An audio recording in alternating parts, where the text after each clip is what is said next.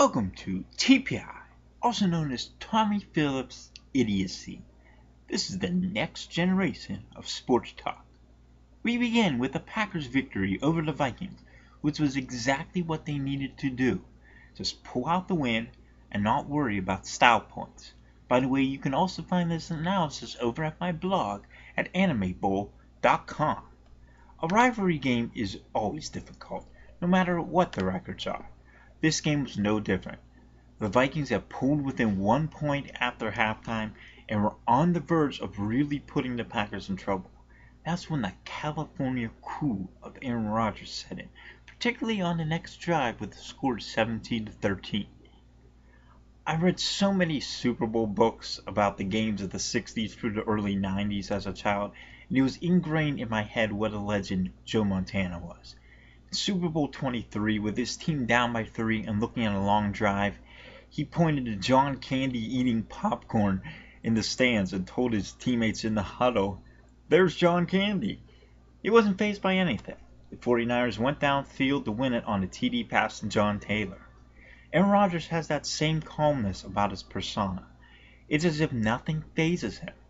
That drive with the lead at 4 points had some tense moments, but he kept on pulling out first downs. Then his touchdown pass was a simple supple pass to Eddie Lacy, who took it 15 yards to the house.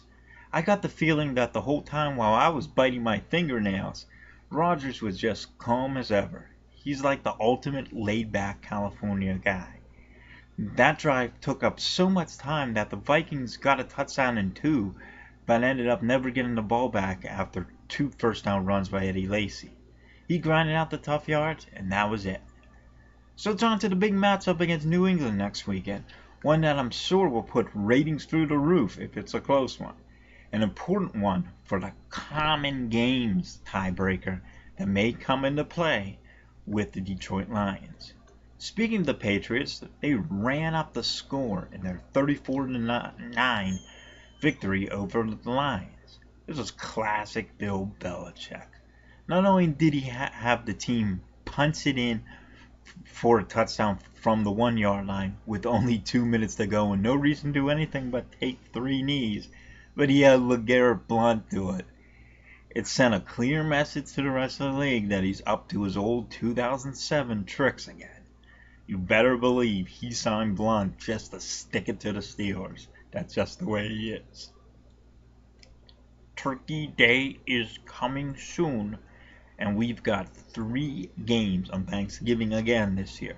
The fact that all of them are 3 all NFC matchups should tell you which conference is the power conference right now. Actually, it's true that Fox in the past has had to pay more for their TV rights because the NFC has more teams that move the needle. Now with the new TV deal, CBS is allowed to show all NFC matchups as well as NFC on the road games. In any case, we've got Bears versus Lions, a classic rivalry game. The Bears would actually climb back into the playoff race with a win to go to 6-6. This is the Lions' big day of the year, though, so I wouldn't bet on it. Last year, the Lions blew out the Packers on Thanksgiving and probably lost every game the rest of the way. Just ask the Pirates, it's hard to shake a losing culture. The other games are also massive ones for the playoff picture. Philadelphia at Dallas and Seattle at San Francisco. If the turkey hasn't put you to sleep, then you should be watching all 3 games as they're big for the playoff picture in the NFC. Heck, had they thrown in a Cardinals-Packers game, we'd have every single NFC contender playing on the same day. I don't know how the NFL lucked out with one of their big ratings days ending up with all these good games. Usually they schedule something like, let's say the Monday night game next week between the Dolphins and the Jets. I had a big segment set up for Fun Times in Cleveland again, as the Browns gave up a last-minute field goal to the Falcons and were about to lose when I walked out of Buffalo Wild Wings. Then I looked at my phone and saw that they had actually come back to win. Blame Falcons head coach Mike Smith for this. He called timeout after a run and then had Matt Ryan throw a low percentage pass that fell incomplete and by doing so left the Browns with 55 seconds and all 3 timeouts. Mike Smith's an old man, so he's probably never played Madden. This goes my theory that all head coaches should play a full season of Madden before getting their jobs. Did you know that one of the reasons John Madden signed on to create the Madden games was that he wanted them to be an educational tool? Well, that's exactly what they've become. You learn a lot about clock management by playing Madden. You learn about two-point conversions and onside kicks and when to call blitzes, and you especially learn when to call timeouts.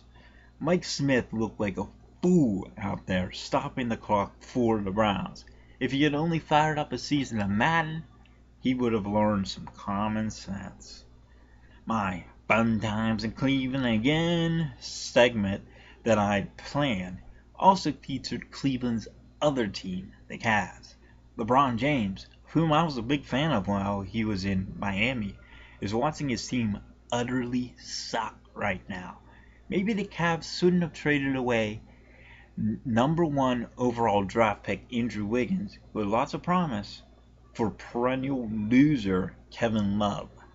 Kevin Love is like Carmelo Anthony in that the more points he scores, the worse his team does. He's not who LeBron needs to be successful. Why do you need a big man who tries more three-pointers than dunks when you've already got LeBron and Kyrie Irving? By the way, Irving pronounces his name wrong. It should be Kyrie, which means Lord have mercy. Mr. Mister and their 80s number 1 hit knew the right pronunciation. We stick with basketball as my 2 colleges, Penn State and USC, went at it in the Charleston Classic, one of those meaningless preseason tournaments. By the way, whatever happened to the Pitt Hoops Classic? That was Pitt's own preseason tournament, where they invited 7 AA schools to play against them at the beat. They'd rack up 3 easy wins and then hoist the banner into the rafters. It's right next to the CBI championship banner. Anyway, Penn State beat USC in the game, with Penn State moving to 4-1 and USC falling to 2-3 with some bad losses already. USC's head coach, by the way, is Andy Enfield, the guy who led Florida Gulf Coast to the Sweet 16. Apparently he hasn't brought Dunk City to LA. My hope by the end of the year is that Penn State's hoops team can actually make a field goal, unlike their other team. That's right, Penn State football is an utter joke. Now I realize that they have stupid sanctions because Joe Paterno was an evil man who stood next to Jerry Sandusky as he was raping kids and applauded and cheered him on. Oh wait, Joe Pa was the one who reported Sandusky's crimes. Man, ESPN had me all confused there. Anyway, I think it's funny to see how bad Penn State's playing because everyone claimed that Joe Pa was a figurehead and never did any coaching. Yet somehow Joe Pa found a way to win 9 games in a year and the Outback Bowl with freaking Anthony Morelli as his quarterback. James Franklin has a 5-star recruit as his starting QB and can't get the team to score a stupid touchdown, yet alone win a game. What's sad is that Illinois is so bad that Penn State almost won anyway. I've actually watched college football a little bit this year for the first time since Joe Pa passed. I don't know why Florida State isn't number 1 in the college football playoff. They've gone undefeated in a Power 5 conference and no one else has. Shouldn't that be enough? If Alabama had a whole bunch of ugly wins but was undefeated, they'd be writing stories about the legend of Nick Saban. Because they did do that last year. Florida State should be number 1. The SEC is overrated and should only get 1 team in the playoff, but you just know they'll get 2. Gary Danielson will be on the air during the SEC championship game campaigning for a 2nd team, and they'll get in.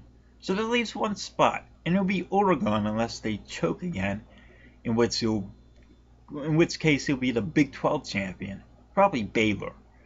Ultimately, we're headed for a Florida State-Alabama national championship game in Arlington. The Penguins, they stunk it up this weekend against the Islanders. Granted, the Islanders have rebuilt and are now a contender. Still, it's disheartening to see the Pens play so bad. The Pascal Dupuis news is tough to take because he has always been one of my favorite players. The reason being that you could tell he was physically outmatched on the ice. He just worked harder, and that's why he succeeded. I stopped believing in the Penguins after the Boston debacle 2 seasons ago. They're going to have to do a lot more to get me to start believing in them again. Now we're moving inside Pirates baseball. The Pirates move swiftly in free agency as they sign no one. That's right, they're standing pat. They're kind of like a guy playing blackjack at a casino, standing pat on 11 up against a 10. Meaning, if they just added a really good piece to the puzzle, they'd win and win big. Yet instead of adding a player who could put them over the top, they're fine with what they've got. After all, as long as they're just competitive and challenge for a spot in the play-in game every year, that's all the front office cares about.